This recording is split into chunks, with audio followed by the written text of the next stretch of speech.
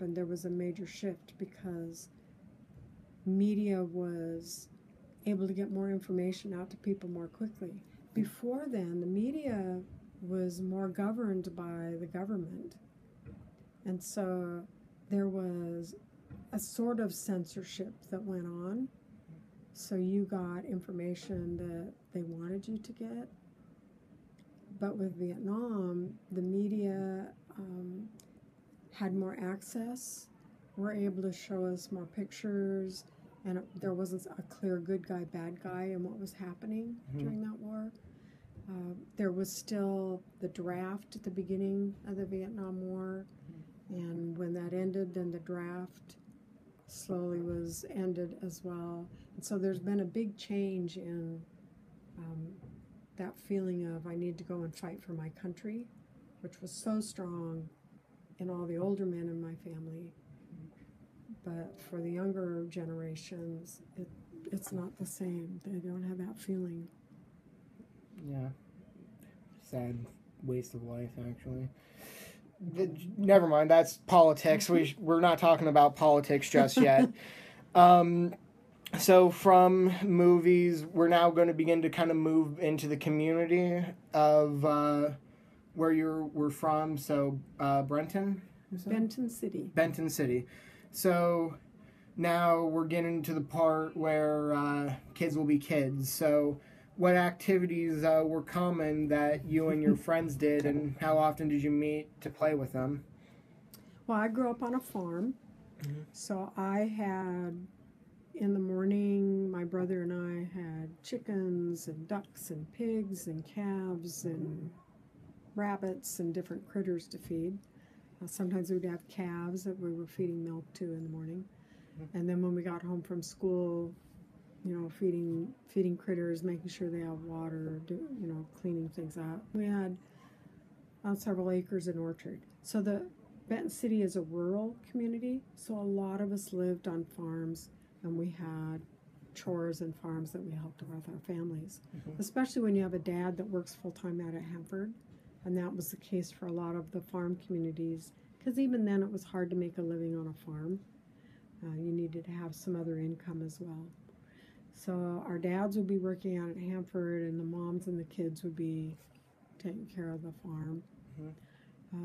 I didn't do school sports. My brother did wrestling.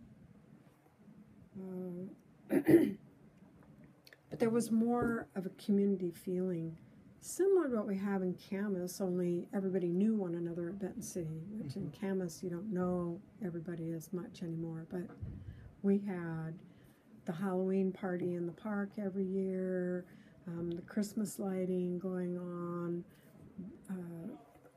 Everybody came for homecoming game. The whole community came and sat and watched the game. So it was a lot more. There would be 4th of July events. My parents were very active in the PTA, Parent Teacher Association. My dad and other people built a Legion Hall in Benton City, and it was like a community center. And they had dances there, so we'd go to dances there, and they'd have other events at this community hall. And it was run by VFW, which stands for Veterans of Foreign Wars.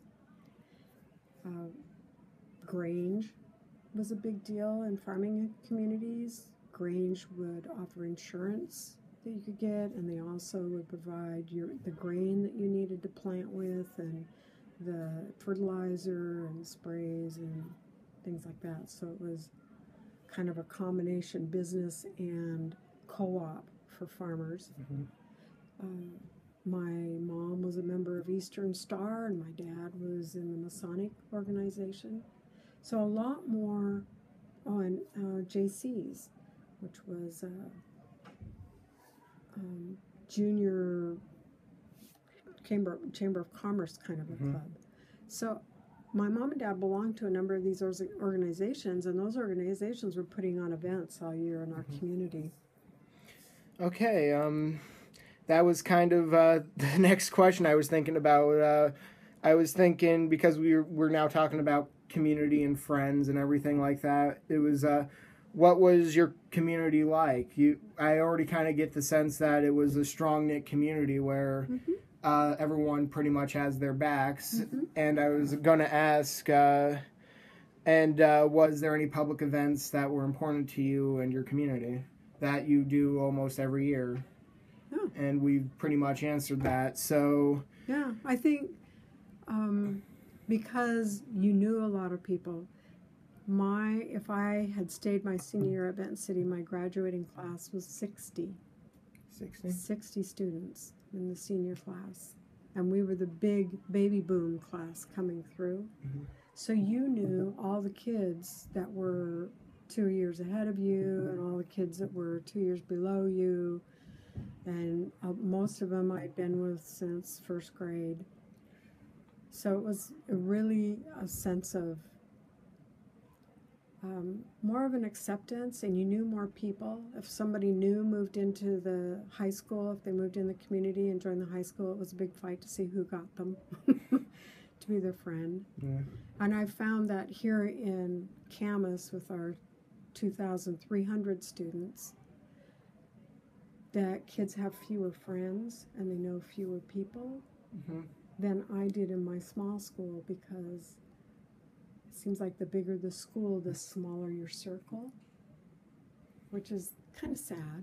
Kind of works on gang type stuff, even though I do not like to talk about gangs and stuff like that in schools, because this is not gang warfare out there. It's just mostly when it comes to bigger schools, like you're saying, we just kind of have smaller. I think it ties with that sense of belonging. We all knew we belonged because we'd all known one another, so there was a family feeling of us all being there and going to the dances. The CYO, I wasn't Catholic, but the Catholic youth group would have dances during the summer, and I would always go to the dances when I was in high school. So you did all those things together. We had sock hops after the games.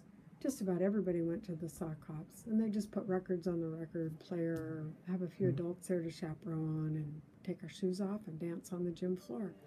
So a lot more things going on than I see happen here, where kids don't have that sense of belonging because it's so huge. They feel more isolated, and unless you really reach out and join a club or activity, you're going to feel like you don't fit.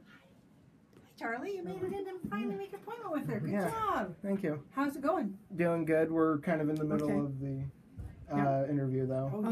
Well, we're getting close to the end. Right? Okay. Yeah, well, we're finished right now, but I might just ask a few miscellaneous questions because That'll be good. we're Okay. we have to do this in like 30 minutes. So with that, I would have to now say we're kind of a minute behind, but.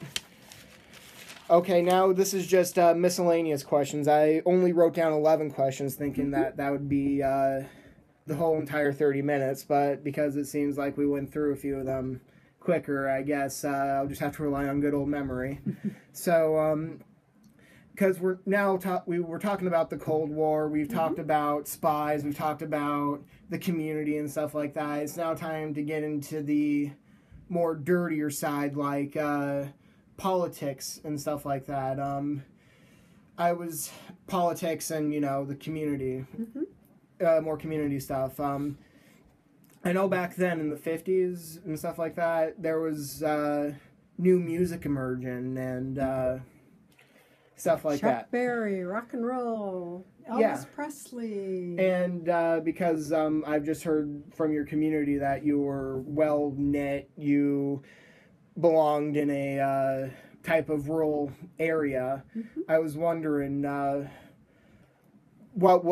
that have any effects on the music that was coming out at the time? Were you more interested in, say, country and blues instead of the newer stuff? I was a teenager, so I loved rock and roll. The bus driver, and we had an hour-long ride because we lived quite a ways out of Benton City on our farm. So by the time the bus picked us up, it would be an hour to get to school or an hour to get home. And he was a cowboy, so we had to listen to country western radio stations on the radio. But I grew up with a horse, I was a member of the Golden Pine Riders in Ooh. 4-H and went on, we did dance. Well, it's like dance competition or drill team. Mm-hmm. So we did horse drill team moves in parades and at county fairs. So I have a cowboy side to me, and I have a normal rock and roll teenage side to me as well. Okay, that's very interesting to think about. I never really knew that about you. Yeah. But now to kind of go back into the more hardcore stuff, this was also right around the time of McCarthyism, or I think that's yeah, the one that communism. Yeah, with communism, and he had the court trials. And I was wondering, was there ever a fear that your own community possibly had a communist connection to the Soviet Union? No, because most of the people worked at Hanford. They'd already gone through intensive interviews, and they'd been background checked, and that never was an issue when I was growing up. Okay. That was something that happened to movie stars, getting blacklisted and things like that. Although when I went off to college, my parents both sat down and had a talk with me about being careful about what clubs I joined, and that sometimes clubs would have an innocuous name like Students for a Democratic Society, but they could have, well, it could become a blacklisted club. Oh. And you didn't want your name associated with that. So they just said, be careful what you sign up for. They didn't want to impact my beliefs, but they did want to be careful with who I was associating with, because they'd been through this McCarthyism. McCarthyism went back and looked at people that maybe attended a club that they've decided for some reason might have a communistic connection, and then they would target all those people that have been members, rightly or wrongly so.